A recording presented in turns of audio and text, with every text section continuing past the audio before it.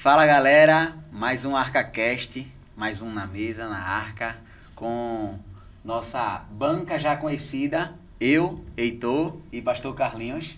E os nossos convidados, né? Mais que especiais nesse podcast aqui do Arca. É muito bom ter vocês, Vitor e Milena. Se apresenta aí pra galera conhecer. Se você é da Paz, você conhece esses rostos, né? E aí galera, meu nome é Vitor, né? Tenho 24 anos, sou casado aqui com essa mulher linda aí. Sou também ministro de louvor aqui na Paz Piedade. Já estou também na Paz desde os meus 4, 5 anos. Acho que é mais ou menos isso. E eu sou Milena, sou casada com o Vitor, sou Milena de Vitor, brincadeira. Casada para sempre. Tu falou idade? 23 anos. Sou do Ministério de Dança aqui também da igreja. Estou aqui desde 6 meses de vida, então estamos aí. É bom demais esse negócio assim de ser criado nos corredores da igreja, né? Que tudo você conhece, sabe? Né? Mas vamos lá, vamos conversar um pouco. Acho que a gente tem sempre como hábito aqui conhecer um pouquinho da história da pessoa, saber um pouquinho da vida, pra gente poder, porque às vezes você tá na igreja, você vindo, todo mundo já viu, conhece, mas não sabe um pouco da história e tal. E é interessante a gente perceber e a gente, poxa, tal pessoa, conheci aquilo ali de forma bem detalhada da vida dele. Então, assim, a gente vai fazer meio que assim, Vitor fala um pouco da história dele, depois Milena, depois você fala um pouco de como foi que vocês se conheceram, falar um pouco de vocês mesmo. Perfeito, bora lá. Como eu falei, entrei na igreja com 5 anos, mais ou menos. Foi através dos meus pais, para ser mais exato, do meu pai. Ele fez o cursilho. Inclusive, teremos hoje, né? Coincidência, São João hoje para o cursilho. Ele fez o cursilho, se converteu, né? A convite de um amigo dele. E ele me trouxe um dia para uma volta de cursilho masculino. E eu fiquei apaixonado, né? Eu só convivia tanto em centro espírita quanto em igrejas católicas. Então, assim, não tinha nada parecido com uma volta de cursilho. Todo mundo colorido, todo mundo pulando. Eu disse, não, isso aqui não é igreja, né? Então, quando eu era pequeno, vim para essa volta de cursilho, achei o máximo, me apaixonei. Como uma criança, olhando todo mundo pulando, né? E eu falei, papai, quero ficar aqui. Né? Também olhei para o louvor e acredito sim lá que já era um destino profético quando eu olhei para o louvor e sempre tive essa vontade aí de estar adorando como foi quando eu vim a primeira vez para a igreja, né? E aí desde lá, né, minha mãe também se converteu, depois a gente pode até entrar nessa história, mas cresci dentro da igreja, cresci no Clubinho de Jesus, fugindo às vezes do Clubinho de Jesus, não vou mentir, às vezes fugia. Não façam isso se você é do Clube de Jesus e está escutando isso. Hoje é Arca Kids, exatamente. Não fuja do Arca Kids. Não fuja do Arca Kids nem do Arca Júnior. Não fuja de nada, tá? Apaga, edita. É porque antes tinha uma historinha, um teatrinho, né? E depois ia pra salinha. Aí eu fazia, mas eu não quero ter mais aula não. Sabe? A aula já baixa escola, agora igreja aula, mas enfim... não entendi, é muito bom. Também vão pra aula, minha gente. A gente entende esse passado de rebeldia. E aí cresci na igreja com 12 anos. Entrei no Ministério de Louvor. Antes era o Supernatural, hoje é Arca Júnior. Né? Fui forjado, e isso aí eu falo abertamente também, fui forjado dentro do Supernatural, tocando lá, domingo a domingo. E eu acho que é isso, né? Cresci também, virei líder de célula, me casei e hoje estou aqui. Ô Vitinho, mas é uma coisa que eu até falei uma vez para uns amigos, né? Que uma das coisas que é bem controversa para quem cresce em igreja é que a gente não tem o tino de que nascer igreja, a gente vai ter um momento de conversão. Parece que às vezes a gente trata como se isso fosse herdado, né? Como eu nasci na igreja, eu não vou ter aquele momento que eu digo, cara, eu tenho que aceitar Jesus. Qual foi esse momento, assim, em que faz? Eu sei, já percebi que foi muito jovem, né? Foi, mas é engraçado porque eu tive um momento quanto a isso. A gente foi para um acampamento de criança, lá na Cia do Lazer, e aí... Eu lembro desse acampamento em Porto, não foi? Exatamente, lá em Porto, e aí um pastor convidado, eu sei que era convidado, porque ele era meio gringo, etc. Ele fez uma pregação sobre as estrelas do céu, que o amor de Deus era... do tamanho das estrelas do céu, eu disse, caramba, então Deus me ama muito, velho. Se é do tamanho das estrelas, ele me ama muito, sabe? Eu tinha 9 anos isso, E eu lembro que eu chorei muito e realmente lá eu conheci Jesus de uma forma mais pessoal, com 9 anos de idade, né? E assim, até inteiro ao que você falou. Quando a gente cresce dentro da igreja, a gente também conhece Jesus, mas também temos as nossas dificuldades, né? Então, não quer dizer que a gente é uma caminhada para santos. Não, de jeito nenhum, pelo contrário. Né? Existem altos e baixos e a gente tem que estar aqui se forjando, né? Sendo lapidado. E vivendo as estações, né? São momentos, são encontros, né? Que a gente tem com Jesus. Mas... E agora, amigo, fala de tu um pouco, que aí a gente vai ficar batendo nesse papo aí, essa conversa. Eu sempre falo, né? Sempre vou falar isso, que praticamente minha mãe teve o parto aqui na igreja, né? Que eu nasci, eu tenho 2 irmãos mais velhos, par de mãe, e aí ele já tinha um com 6 e outro com 3 anos, e eu tinha 6 meses quando minha mãe se converteu. E aí ela totalmente ativa na igreja, ela me trazia... Todo domingo a gente tava aqui na igreja, era assim, domingo de manhã, igreja. E na época minha avó até morava em Aldeia. Esses dias eu tava vendo uma fita, essas fitas antigas, sabe? E aí tem um vídeo, nós 3 pulando em cima da cama, lá em Aldeia, na casa da minha avó. E ela, vamos dormir, que amanhã tem o quê? Aí todo mundo, igreja! Todo mundo feliz e alegre, sabe? Porque minha mãe me ensinava muito isso, me ensinou, né, a vida toda, que domingo era dia de igreja, dia de domingo a gente vinha aqui porque era feliz, era alegre, a gente via ela, chegava mais cedo porque ela era do sodalício, e a gente tava ali com ela, e ela era mãe solteira, né, era mãe sozinha, mãe solo, e pra cuidar de 3 crianças, então ela sempre colocou a igreja como uma prioridade na nossa vida. E não só o fato de vir à igreja, mas o relacionamento com Deus, né? Que a gente também não era só a ida para a igreja como cumprir uma tabela, mas ela ensinou esse amor pelo Senhor, né? E aí, eu cresci também, mas essa ideia do estalo, assim, foi no 12 horas de louvor, assim. Eu acho que até tinha Nice, eu acho, na época, que veio orar por mim. E ali eu senti, tipo, a presença. Meu Deus, foi hoje que eu... encontrei esse amor, né? Eu sempre via e tudo, mas acho que tinha, sei lá, uns 9 anos, 10, por aí. Mas foi num 12 horas de louvor, assim, que deu esse estalo na minha cabeça. Não, é isso, né? Eu realmente quero o Senhor como meu Senhor e Salvador. E aí foi isso. Aí, ao longo da história, da vida também, a gente vai, como o Carlinhos falou, são estações, né? Que a gente vai vivendo, que a gente vai sendo lapidado, que a gente vai sendo moldado, que a gente vai crescendo, né? E estamos aqui, acho que foi isso, mais ou menos, que eu conheci a Jesus e a igreja. Massa. Eu queria perguntar agora o seguinte, vocês de alguma forma têm um chamado bem específico, né? Vitor com louvor, você com a dança, mas fala um pouco assim de como foi desenvolver esse chamado, com os dilemas da vida de vocês, né? As coisas que aconteceram, como vocês tiveram que perseverar, porque tem muita gente que faz assim, né? Poxa, sei lá, pô, é tão lindo Milena dançando, né? Mas às vezes a pessoa não para pra pensar o que ela passou, o que ela viveu, sabe? Vitor, pô, o Vitor tá tocando ali, pô, que impacto, que massa, não sei o quê. Queria ser que nem Vitor, como eu já ouvi falar, né? Ser que nem Vitor, vai querer tocar que nem Vitor. Como é? Mas, tipo, fala um pouco de vocês, assim, pra galera entender mais ou menos como foi a história de Vitor, como foi a história de Vitor aqui na igreja, o que foi que Vitor passou, o que foi que ele venceu. Ele pode falar um pouco da tua mãe agora, tu disseste que queria falar. Então, fala um pouco sobre isso, depois me fala um pouco até antes de Vitor contar a história dele, mas uma coisa que até a gente tá vivendo isso na série do Arca, né? É sobre raízes. Então, é importante que a gente também veja a raiz. E a nossa história é a nossa raiz, né? Tipo, o que a gente passou, o que a gente viveu, fortalece. Então, assim, olhar Vitor ali no louvor é massa, é ver a árvore, mas e olhar a raiz, de onde veio essa profundidade. Que é conhecer a história, conhecer a dor, conhecer aquilo que Deus foi, que tratou o nosso coração, né? Perfeito, aí, perfeito. Eu acredito que tudo se inicia onde a gente coloca a nossa expectativa, tá? Por que eu falo isso? Quando eu cresci dentro da igreja, né? E quando eu olhava o louvor, eu fazia, meu Deus, eu quero um dia estar adorando assim, né? E eu cheguei pra minha mãe e falei, mãe, eu quero aprender a tocar violão. E aí ela fez, tá bom, eu vou pagar o melhor professor pra você, que a gente conhece aqui, que era até daqui da igreja, e você só vai aprender pra tocar no louvor. E aí você vai fazer um compromisso comigo. Você vai aprender e só vai tocar louvor. Eu disse, tá bom, eu prometo. Eu tô vivendo essa promessa até hoje, né? Eu prometi e tô cumprindo até hoje e com certeza até o fim da minha vida. a expectativa dela não estava em eu estar lá tocando, mas sim adorando, sabe?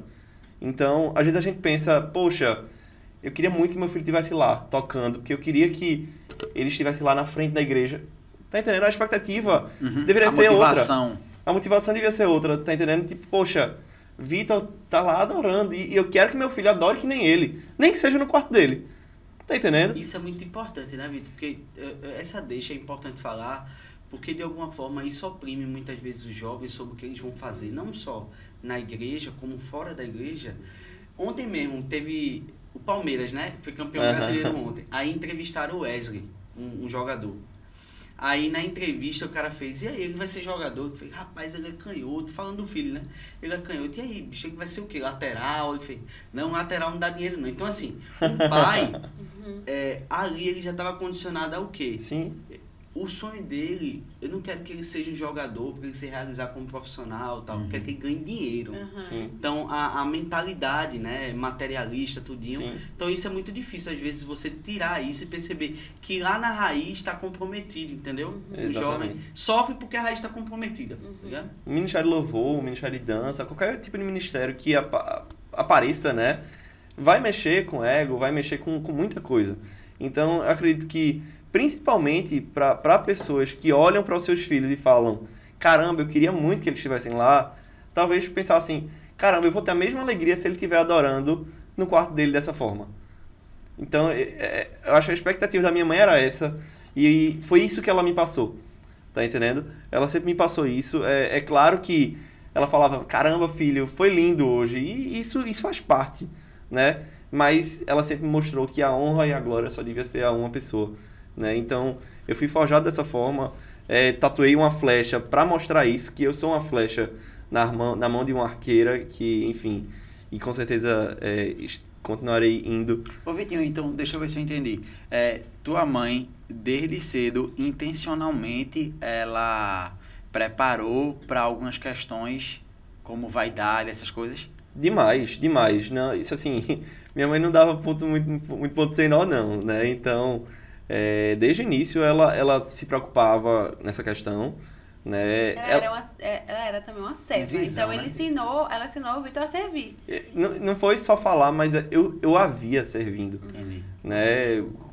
Algumas pessoas conheceram ela e viam que mesmo ela passando por quimioterapia, né? Enfim, realmente debilitada. Os olhavam o laudo, né? O laudo fala assim, como é que você tá aí, tipo... E ela tava lá em Cursílio, normal, trabalhava em Cursílio sem reclamar de estar cansada e trabalhava, até a última semana de vida ela tava lá trabalhando, entendeu?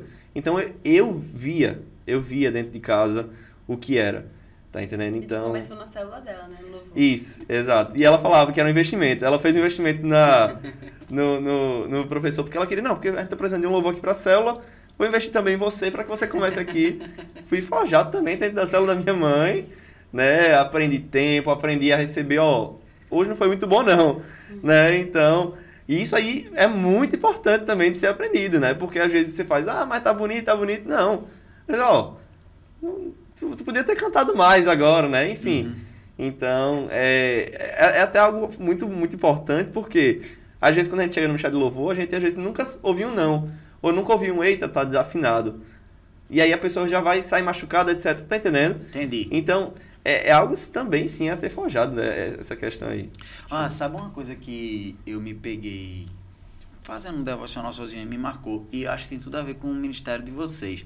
Na verdade, com todo o ministério, mas um ministério que aparece mais ainda. Que é o seguinte, existem os extremos, né? E o evangelho, ele permeia sempre no equilíbrio. Que é o seguinte... às vezes a gente trata como se é só fazer e tal, e dentro dos ministérios que aparecem mais, normalmente existe um zelo maior de você, por exemplo, você vai cantar, você sabe cantar e etc e tal. Parte técnica, né? Isso, só que quando eu estava fazendo devocional me veio no coração uma frase que eu não sei se já ouvi, não sei, eu acho que sim, né?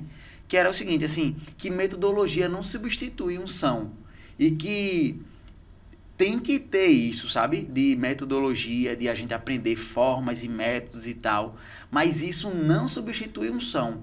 E eu queria conversar com vocês, perguntar isso, de como é que vocês enxergam e lidam quanto a isso. Tipo assim, vou dar um exemplo, vai ter um garimpo, né, que chama para alguém cantar. E aí, é lógico que tem que ter um mínimo de condição técnica de canto. Mas aí como é o preparo dessa pessoa? Porque ele tem que ter uma vida devocional para que ele possa guiar a igreja à adoração, entende? Perfeito.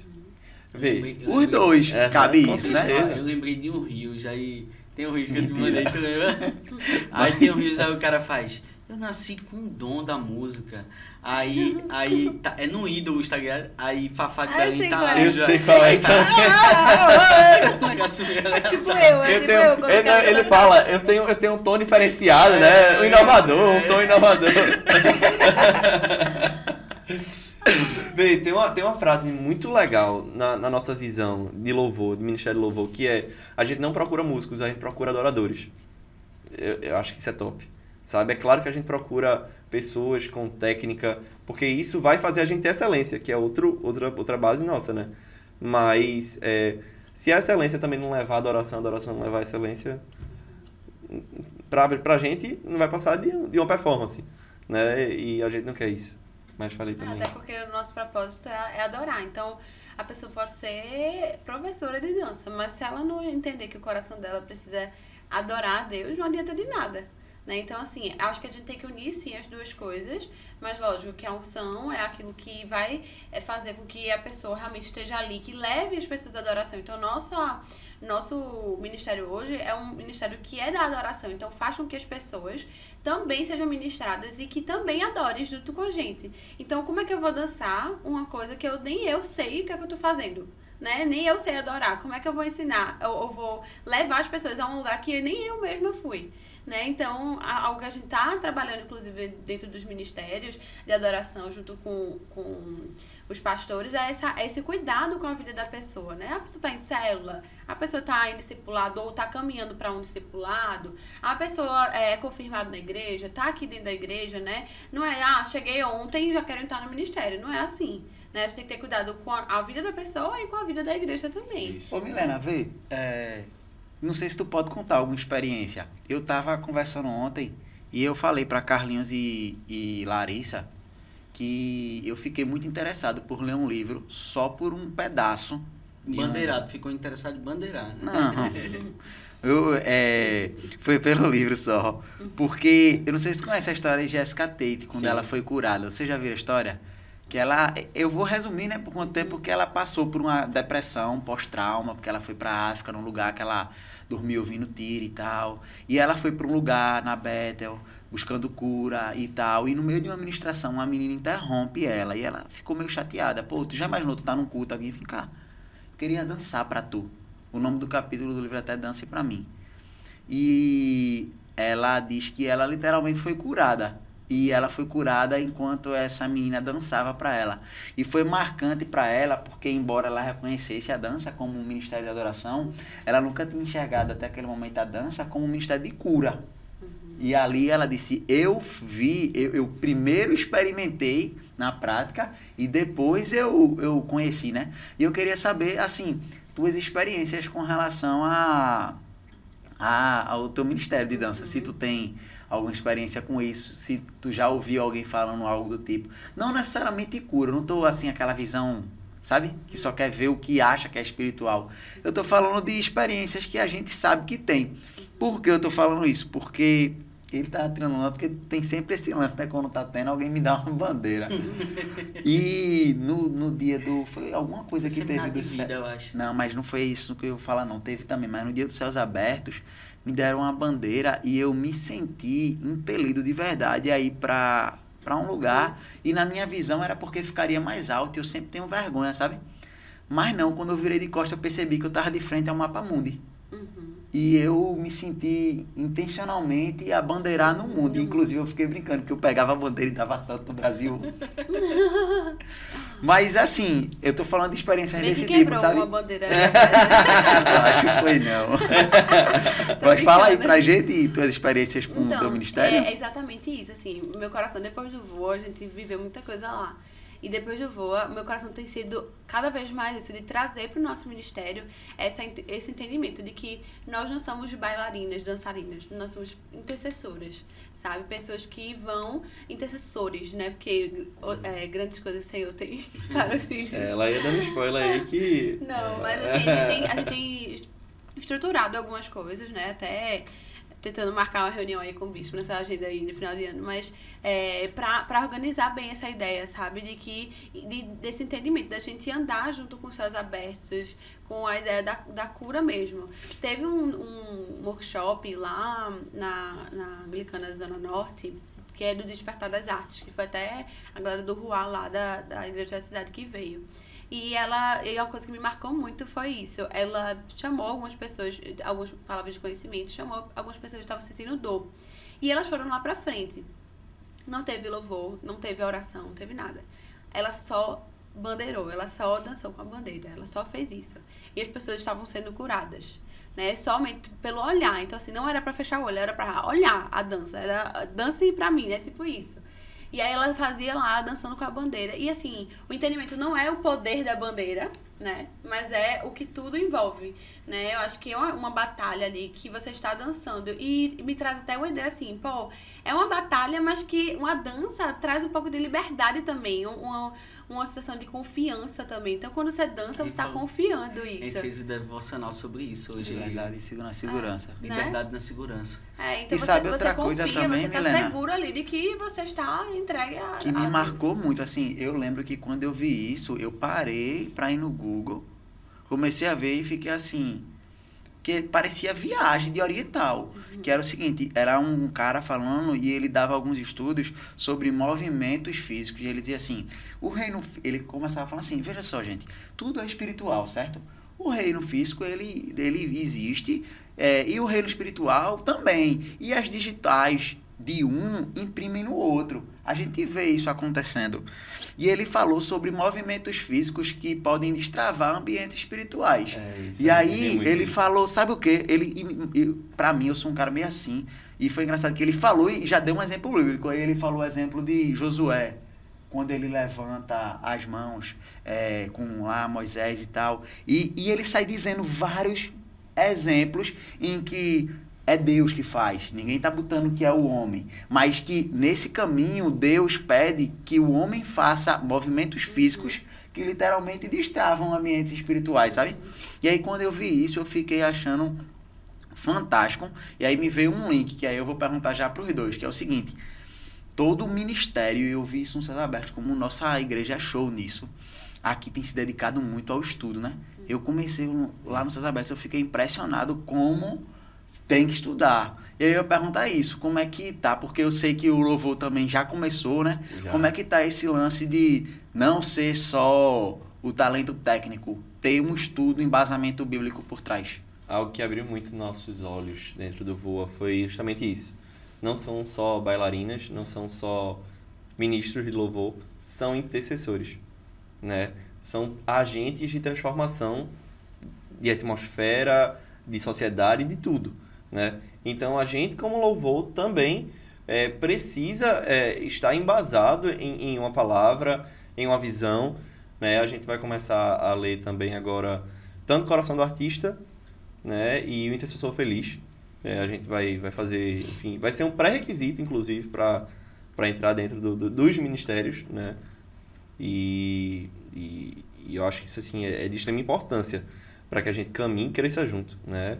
Quer falar também? Não, é isso. Esses pré-requisitos têm que ser alinhados para que a gente cada vez mais coloque pessoas realmente com compromisso mesmo na obra, né? E é muito interessante porque, um exemplo, os movimentos. Você pega a dança.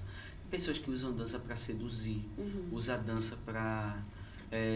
sei lá, para fazer sucesso, um hit, movimentos, TikTok, essas coisas todinhas. Então, são movimentos de corpo, né? Então, a gente ressignificar, né, o corpo, né? Que Perfeito. A gente adora a Deus com o nosso corpo, né? É o corpo, alma, espírito, é algo inteiro, né?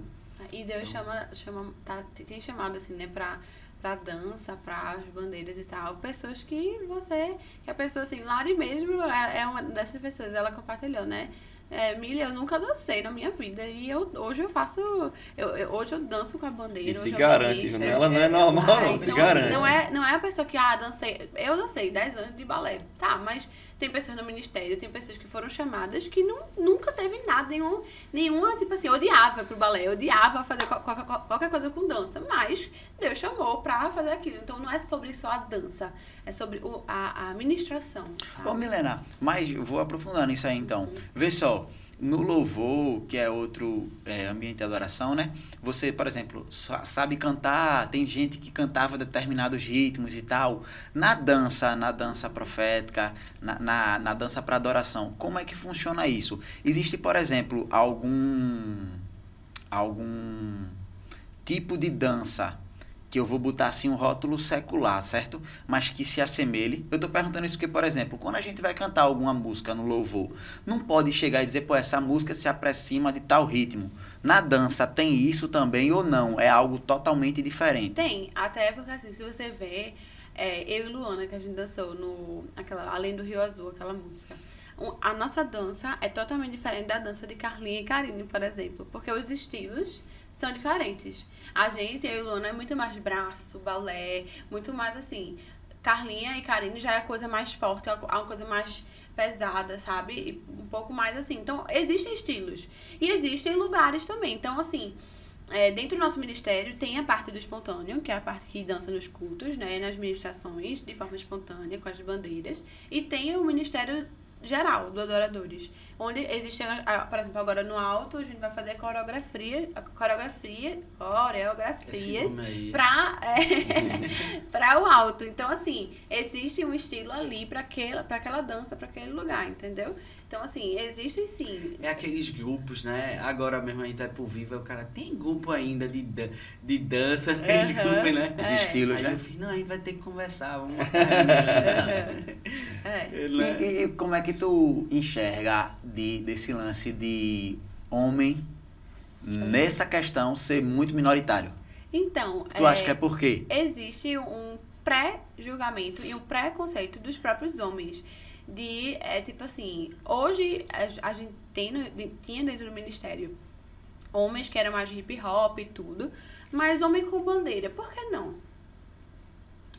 Né? Por que não? Homem com bandeira. Lá no Vogue, Martim era homem com bandeira, né? E assim, então, por que não? Né? É um questionamento, inclusive, que nós podemos fazer para nós mesmos, por que não?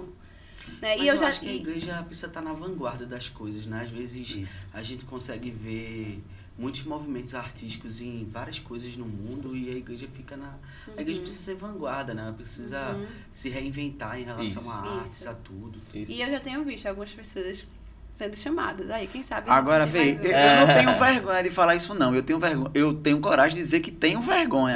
Inclusive, eu posso dizer claramente assim, porque no seminário de Vida no Espírito Santo aconteceu várias coisas assim comigo que foram muito fortes, a ponto, por exemplo, de eu estar lá e eu não conseguir sentar e eu ficar incomodado para ir orar por uma menina que eu não sabia nem quem era direito, dizendo assim, ore o que você orou, porque eu já lidei de uma forma muito intensa com a depressão, e eu ir lá, orar isso e dizer que, desculpa, porque depois de orar, eu orei, disse desculpa porque eu orei, porque nada a ver, eu nem te conheço, e vim em uma oração muito pesada, e eu disse, eu vou dar um abraço, agora, pô, que complicado, né? Eu nem te conheço, um homem dando abraço, eu queria dizer, só que não sou eu, sou Jesus.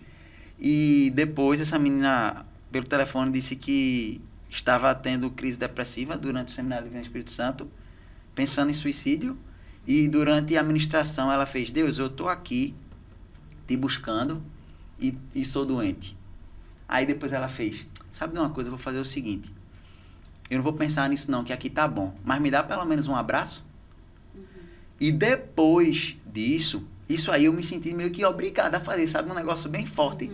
Depois disso, eu vi aquela bandeira de Bel com um leão, assim. Sim. E eu me senti assim, não ouvi voz, eu senti que eu deveria pegar aquela bandeira e bandeirar. Só que aí eu olhei e disse, vou nada. Vou não, porque vão dizer que eu quero aparecer. Pô, pra que eu vou ali pegar uma bandeira e ficar bandeirando? Vou não. E no mesmo instante, alguém pegou a bandeira e bandeirou.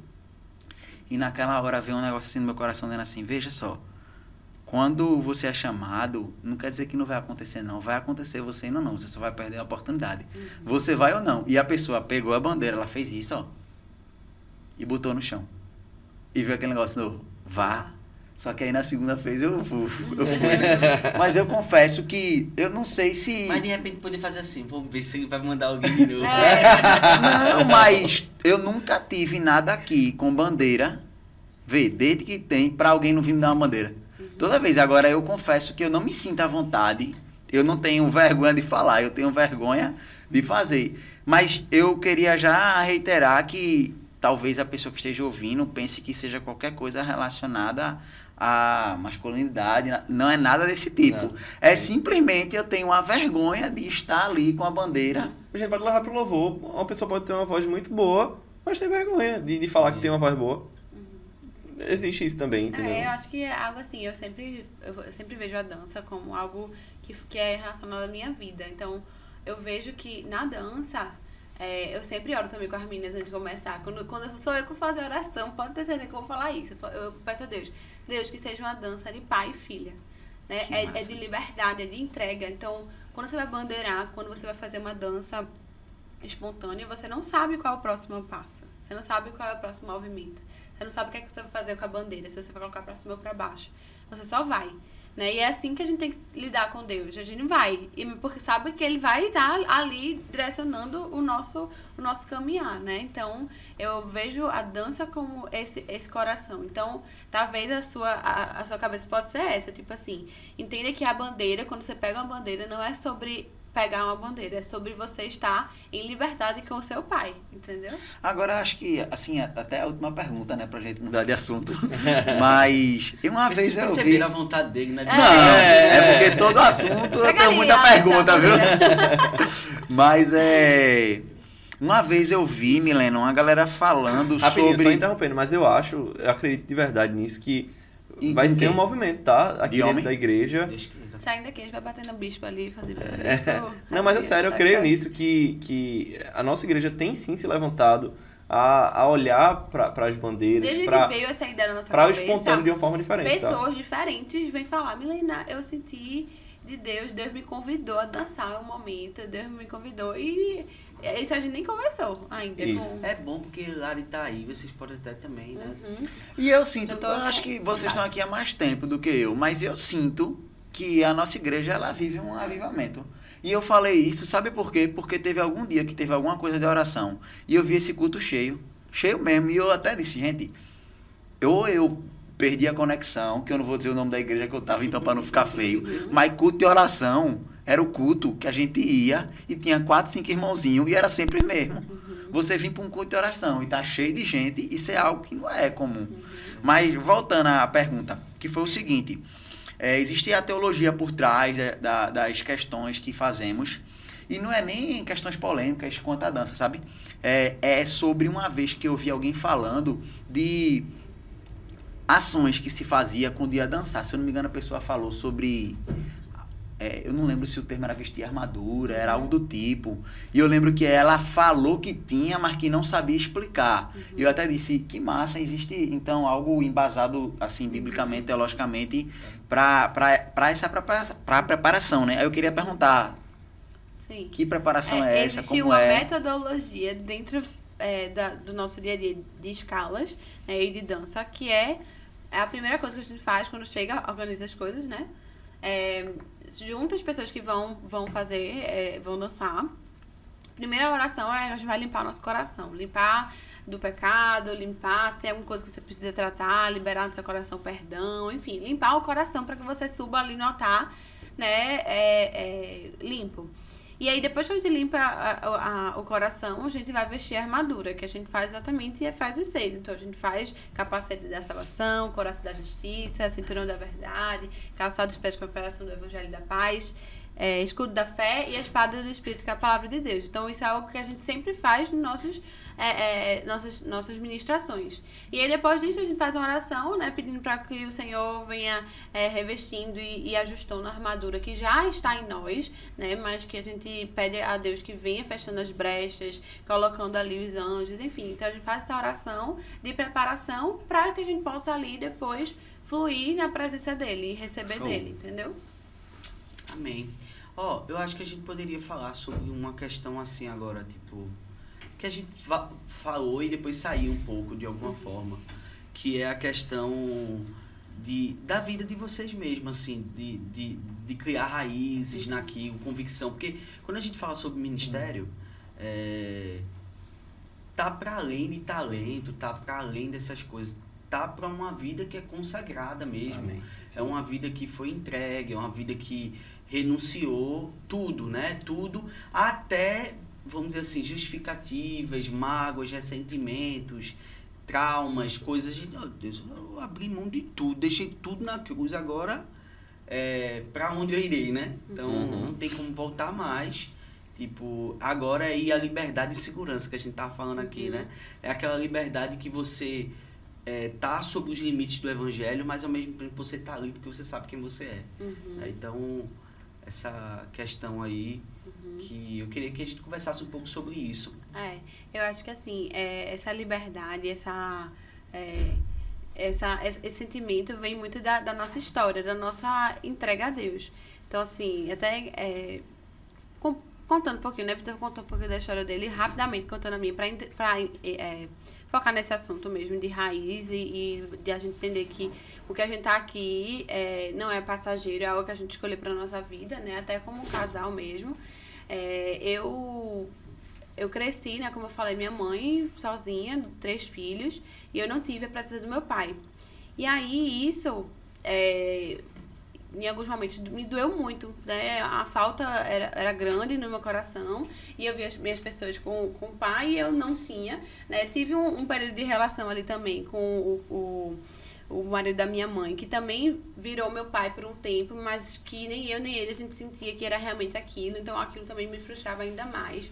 Então, a minha relação, e é algo que a gente tem conversado muito na nossa célula, inclusive, sobre a relação de Deus Pai, Deus Jesus, né, e Espírito Santo. Com quem você se relaciona melhor, né? Então, assim, a minha vida me levou depois da cura, né, em relação à paternidade, hoje eu enxergo muito mais o meu Deus Pai mais perto de mim, sabe? Porque ali foi em Deus que eu encontrei a segurança, em Deus que eu encontrei a minha identidade, o meu propósito. Porque eu não tinha tido isso do meu pai, né? Eu não tinha tido isso dele. Então, algo que, assim, a gente tem sido tremendamente ministrado esses 15 dias, não foi? Assim, de a gente chorar, de a gente se derramar. Meu Deus, como isso faz sentido, né? Essa ideia, essa visão de Deus, né? De 3 formas, e isso depende do nosso coração, sabe? Então, a falta do meu pai abriu um espaço e uma busca desesperada, assim, acho que posso até dizer, desesperada mesmo, minha por Deus e por Deus Pai, né? Porque eu me vi sem saber para onde ir, sem saber o que fazer, buscando em outros lugares o preenchimento do meu coração, né? Em relacionamentos, em pessoas, enfim, de preencher esse lugar que, na verdade, nunca poderia ser preenchido, né? E causava mais coisas, como dependência emocional, como várias outras coisas que podem trazer pro nosso coração, e que Deus veio e fez assim, vamos tratar isso aqui, né? Através de vidas de pessoas, de discipulado, de vida a vida. Então, Darlan, no próximo podcast, vai falar sobre o tema aí, mas Darlan foi uma pessoa muito importante na minha caminhada também em relação a esse discipulado mesmo de vida, né, de cura mesmo com essa relação, sabe? Então, Deus, ele me pegou nisso. Então, hoje eu vejo a minha relação com Deus Pai sendo curada porque a falta, né, que eu tive, né, me fez correr desesperadamente para quem fosse me suprir. Eu precisava que alguém me suprisse. Busquei outras pessoas e quebrei a cara e vi que ninguém ia conseguir suprir, porque isso aqui só Deus queria suprir essa falta, né? Então, isso foi o que me fez hoje ter raiz, ter entendimento de que sou filha, né? Sou filha amada de Deus e eu tô aqui para viver o que Deus mandou eu viver, né? Viver o meu propósito. Acho que não tem problema dar spoiler não, mas sem querer, ela... Que, na verdade, é o 2 mais 2 são 4, é um fato, né? Ela abordou, na luta das suas dores, os solos em que as raízes devem ser fincadas. Porque quando ela fala que ela buscou a Deus incansavelmente dessa forma, ela está falando de intimidade. Quando ela fala que essa vida dela, buscando e desde cedo no ministério, ela está falando de serviço. E já liguei, Darlan, essa questão da comunidade. Mas é porque, no fundo, eu até falei isso, acho que foi, não sei se foi com o pastor Eric, mas porque às vezes a gente fica para frente, para trás, falar frases massas, negócio difícil, mas no fundo é tudo muito simples e muito básico. E o que você falou, assim, é o resumo prático do que é uma verdade básica. As raízes, elas são firmadas numa intimidade, no serviço e numa comunidade. E não dá para fugir. Você tem que ter intimidade com Deus, você tem que estar servindo, porque o nosso amor é prático, e você tem que estar numa comunidade, porque Deus nos fez sociáveis. Não e se não fosse fugir. A comunidade, se não fosse serviço, se não fosse intimidade, não tem raiz, não tem como criar. Agora eu queria fazer uma pergunta assim, Mig, para depois a gente ir para Vitinho, porque eu acho que depois podia ligar um pouco. Mas em torno assim, tipo, como foi para tu construir essa figura do homem, de ser conduzido, de ser amada, de ser... porque eu acho que o papel pedagógico do casamento, através da figura do homem, no caso, ela vem não para substituir a figura do pai, mas para refletir a figura do pai, né? Para, vamos dizer assim, apontar que é mais uma graça de Deus que aponta o cuidado dele, né? De conduzir, de ser sacrifício, entendeu? A cabeça nesse sentido, assim, de envolver... Não, eu tô aqui na frente, primeiro a bala vai bater em mim. Tipo assim, né? Então, nesse sentido, porque isso de alguma forma vai refletir, né? Manifestar, revelar a presença da paternidade de Deus também na vida da mulher, né? De alguma Exatamente. Então, assim, a visão que a gente tem, que hoje eu tenho do casamento, por exemplo, do papel de Vitor, por exemplo, no casamento, antigamente não era, né, a visão que eu tinha, porque primeiro que eu não tinha nenhuma referência, né, algo bom, uma referência positiva, então eu criei minhas próprias referências. Então, uma mentira que o diabo colocou na minha cabeça era que eu tinha que me esforçar para que as pessoas permanecessem na minha vida, sabe? Que eu tinha que fazer de tudo e que mesmo que eu fizesse de tudo na minha cabeça, não era suficiente. Porque as pessoas iriam escolher sair da minha vida, assim como meu pai escolheu, assim como outras pessoas na minha vida passaram pela minha vida e escolheram não estar. Então, o que eu entendi era isso, né? No meio consciente era isso. Então, eu faço terapia, fiz terapia desde 9 anos de idade. Então, assim, eu sempre era a terapia e o relacionamento com Deus. Terapia e relacionamento com Deus.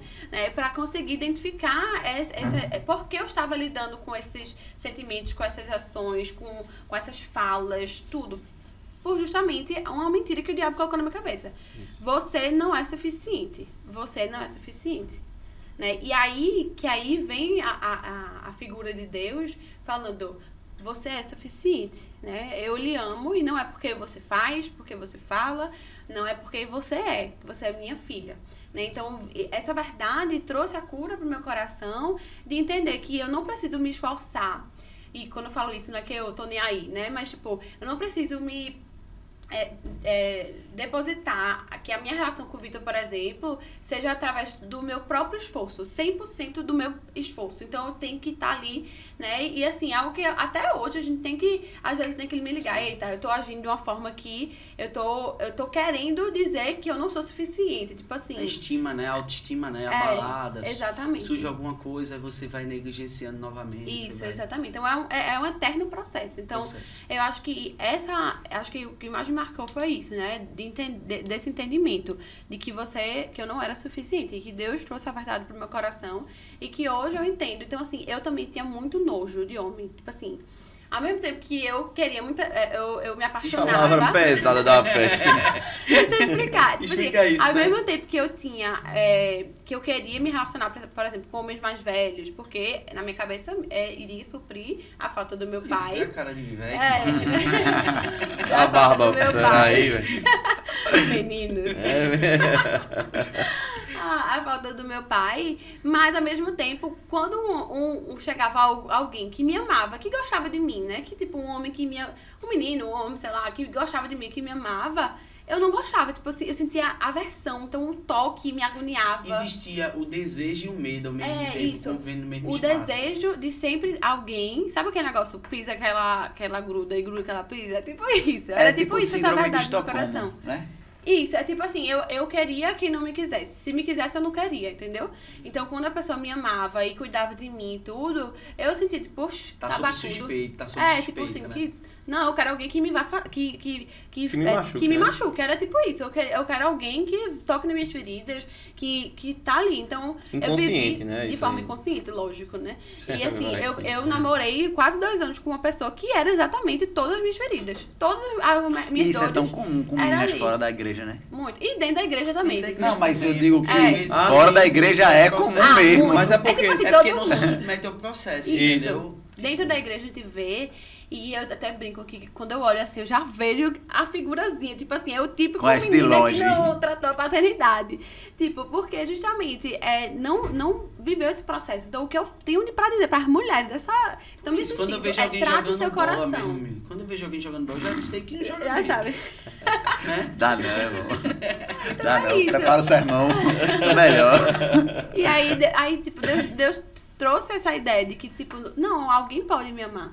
Né? E aí, Vitor chegou numa fase que eu já tava bem curada, assim, e a parte Jogando pior cabelo. tinha passado já. E aí, ele chegou nessa fase que, tipo assim, foi mais fácil pra nossa relação, sabe? Lógico, ele teve que lidar com muitas feridas ainda que eu tinha no meu coração, e teve que ser muito paciente, muito amoroso, muito... E vai continuar sendo. E vai continuar é um sendo, processo, exatamente. Pra conseguir lidar com isso. Assim como eu também tive que lidar com as questões dele, e relacionamento é isso, né? Você lidar com... ajudar para que o outro viva essa plenitude na vida, né? Mas é isso. Basicamente, as minhas dores veio por meio dessas mentiras que o inimigo colocou na minha vida, que a mentira do inimigo que coloca na sua vida sempre vai ter que ser rebatida com a verdade que Deus fala sobre a sua vida. Sabe? Então, quando vem um pensamento assim, eu falo a verdade que Deus já me falou. Show. Se alimentar certo, né? Uhum. E tu, Vitinho, a gente já teve a oportunidade de ouvir você falando sobre algumas dores que você passou, e eu queria saber isso, como foi que tu lidou com essas dores dentro do ambiente de igreja? Tu falou da outra vez que foi bem importante, não foi? As questões da igreja. E uma coisa que eu achei interessante também foi que parece que essas dificuldades de vocês escolheram juntar para ser o suporte no sentido de correto, né? Dar suporte, levantar um ao outro. Sim. É engraçado porque a gente veio aqui pra... A nossa ideia era, não, vamos contar a nossa história um pouco. A gente acabou entrando em um papo sobre adoração, sobre ministério. E eu acho que isso já fala muito sobre a gente, porque a gente cresceu e a gente hoje cresce em adoração através também do nosso casamento. Nossa, Não é só tocar, não é só dançar, mas é viver em adoração, né? Eu não gosto de falar que adoração é um lugar, porque um lugar você sai dele, e ok, eu gosto de falar que adoração é um estilo de vida. Então, você está em adoração no seu casamento a Deus. Você está em adoração em relação a tudo, né? Em todas as suas áreas. Nem todos são flores, né? A gente, no nosso início também foi um pouco conturbado por fatores também do nosso passado, como a Milena falou. Tivemos que aprender a lidar, né? Inclusive da forma também em que foi cuidado, né? Escolhemos sim usar tudo, inclusive que feria a gente. Coisa mais normal do mundo, né? Quando a pessoa está tentando cuidar de você e você se sente ferido, se sente, enfim, poxa, mas por que estão fazendo isso comigo? Acho injusto, etc. Escolhemos usar isso para crescer e não para se rebelar e tá entendendo? Porque às vezes, o que eu tenho percebido assim, até em gabinete mesmo, as pessoas até identificam os problemas, sendo que elas escolhem, vamos dizer assim, não entrar pelo estreito, porque sabe que vai ser difícil, mas escolhe a zona de conforto. Por incrível que pareça, eles conseguem achar a zona de conforto no pior lugar possível. Entendeu? Então, às vezes, quando vem um cuidado assim, talvez possa ter sido isso, quando vem o cuidado, eu vou mexer num funcionamento que já está aqui, eu vou entrar num estreito, entendeu? Exato. Mas isso aí foi de extrema importância para transformar a dor, uma ferida, né, em algo cicatrizado com poder para curar, para, enfim, para a glória dele, né? Então, é uma decisão, assim, que, ao meu ver, às vezes é a mais difícil a ser tomada, óbvio, vai doer mais, né? Mas o que a gente vive hoje é fruto de uma obediência. E sabe o que eu percebo quando vocês falam também? É uma sinceridade consigo mesmo, no sentido assim, eu já conversei isso com o Carlinhos. Vou dar uma analogia para entender. Se uma pessoa, um paciente, ele está com alguma inflamação, certo? E ele chega com febre. Se esse paciente ele só olhar para a febre, que é o problema, e só tratar a febre nunca vai passar. Porque o que causa a febre não é a febre. A febre por si só não se causa. E a maioria dos nossos problemas, tem um pastor que falava, né, que muitos dos problemas que a gente chama, na verdade, tem outro nome, é pecado. E a maioria desses pecados, na verdade, alguns teólogos dizem que em todos, né, vem da orfandade, né? E eu percebo em vocês que quando vocês falam de questões que vocês trataram com a vida, vocês não terminaram só nessa questão, sabe? Vou dar um exemplo. Alguém tem problema com essa questão da paternidade. Ela podia cair em vários rótulos. Ela podia para a rebeldia de um feminismo e tal, ou ela podia cair no rótulo da vítima. E tudo isso, se ela ficasse só, sem ser sincera consigo, ela ia ficar só nos sintomas. E só se resolve de fato quando você escolhe ir para a causa. Isso. Só que a questão é de que ir para a causa, resolver a causa... Dói, né? Dói mais. Dá mais trabalho. Você não é tão bom assim, né? Você tem culpas no cartório, né? Então você... sabe aquele negócio assim... Quem era o criminoso crucificado era eu, né? Ele assumiu meu lugar, mas era eu, né? Então... Eu acho que tem uma palavra que todo mundo foge, que vocês já falaram aqui umas 3 vezes, que é processo. Quem é ansioso odeia a palavra processo. Quem sofre num processo de depressão odeia a palavra processo. A nossa geração odeia a palavra processo, né? Então, cura precisa de processo, né? Então, foi o que eu falei e assim, é o que eu falo também de novo aqui. O que a gente vive é graças ao que a gente obedeceu pessoas lá atrás. Não só pessoas, né? Pessoas que estavam querendo cuidar da gente, cuidam até hoje. E a gente escuta, a gente tem como inspiração e referência. Mas principalmente há uma visão que Deus deu pra gente. Uma visão de casamento, uma visão de que a gente quer crescer, quer ter filho, quer construir uma família. É o nosso sonho. Estamos aí. Né? No podcast... Já liberou, foi? Não. Não. Eu ia falar que a gente tá no segundo cachorro. Cachorro não é filho. Eu sei. Cachorro é algo muito querido, né? Vitor, pai de pet. Oxi, mas menina, se eu sou pai de pet, ela vai de pet, né? Isso aí jogou e foi pro ar, irmão. A gente edita. Ele tá no processo. Mas é tudo fruto de obediência, de verdade. E, enfim... Com certeza, pra frente, filhos, né? Tô nervoso, tá bem? Não, tô de boa. Tô de boa. Ela podia fazer uma surpresa agora, né, Milena? Tem algo a falar, Milena? Tem uma coisa assim que, só pra gente fechar assim, esse assunto, que as pessoas pensam que ministério é uma vida à parte, né? Não, eu tenho a minha vida profissional, eu tenho a minha vida ministerial, né? Porque a gente vê isso na psicologia, vamos separar a sua vida em tarefas, né? Mas, na verdade, a vida cristã, a nossa vida é o nosso ministério, é integral, né? Então, não tem como fugir disso. Um exemplo, se eu trato minha esposa mal em casa e prego bem, um exemplo, prego bem para as pessoas, não há verdade naquilo que eu estou falando, não há, entende?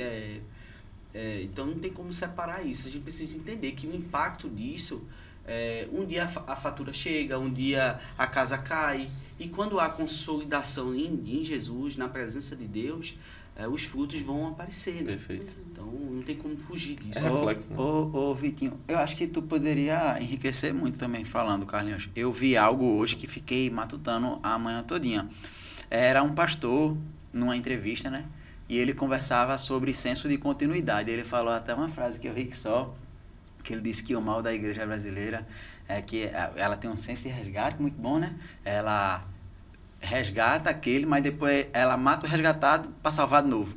No sentido de que, vou dar um exemplo, a gente vê aquele irmão que tem um testemunho muito massa, que ele foi ex isso, ex aquilo, e ele disse que percebia que tinha pouca valorização para aquele jovem que tem 18 anos, que está na igreja, lutando contra tudo, lutando contra o pecado e está ali dentro. E vocês agora são líderes de célula e eu creio que o senso de continuidade não é só para os nossos filhos, né? Para os nossos filhos, principalmente, mas quando a gente está numa liderança de qualquer coisa, a gente vê esse senso de continuidade, né? E como é que vocês lidam com isso? Porque seria o seguinte, ferida fechada, ministério aberto, e aí vocês estão na caminhada, são líderes de célula, como é que vocês lidam com esses jovens que passam por outros dilemas ou pelos mesmos dilemas com vocês, e vocês sabem que, ao mesmo tempo que sabe que ele tem que passar as dores dele, você quer, ao mesmo tempo, poupá-lo de vários erros que você cometeu. Tem um equilíbrio aí, né? Ele vai cometer erros, é normal. Respeitar o tempo da pessoa, né? Que não é fácil, né? A paciência de um Gé. Mas é a paciência que Deus teve com a gente, né? E tem com a gente, né? Mas a gente de ver as pessoas... Porque é aquela velha história, né? O líder, ele tá sempre ali, acendendo a vela. Aí apaga, você acende de novo. Apaga, você acende de novo, né? Então você fica nessa, né? Talvez, eu acho que dentro da célula, o pessoal tem até uma ótica diferente das pessoas que estão de fora, né? De fora, tu fala da igreja? Não, até dentro da igreja, até continuar. É o seguinte, às vezes vê a nossa vida e acha também que são flores, né? Que, é muito fácil viver em adoração dentro de casa. É muito fácil. A gente tem 2 cachorros, meu irmão. Tá sujo, o Milena fica com raiva de mim, e aí? Tá entendendo? Então, assim, temos problemas como qualquer outra pessoa.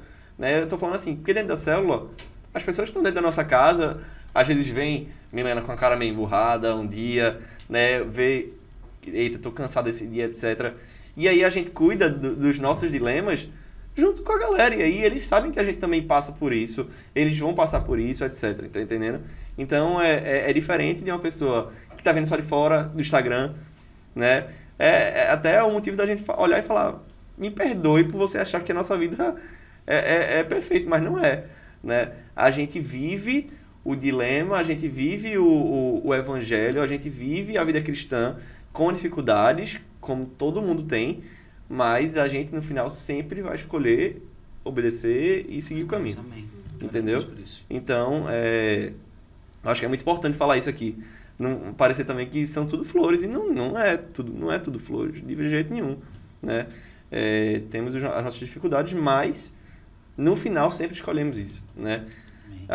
Eu acho que é muito saber onde está o alvo, saber onde é que a gente quer chegar juntos e saber que, independente de tudo, financeiro, tudo, saúde, estaremos juntos até o final, né? E é isso. Glória a Deus por isso.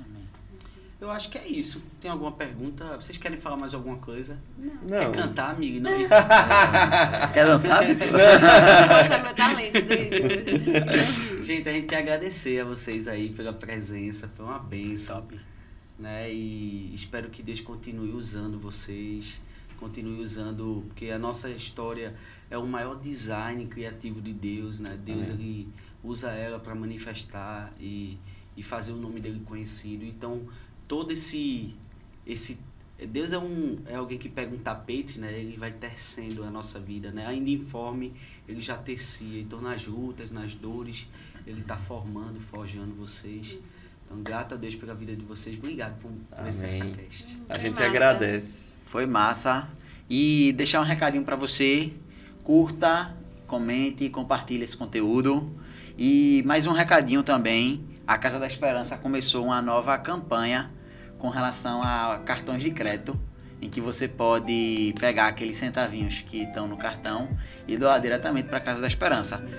Para maiores informações é só você acessar o Insta da Casa da Esperança e não deixe de participar dos nossos cultos Você vê Helena dançando Eles adorando e você. Viadinho. É.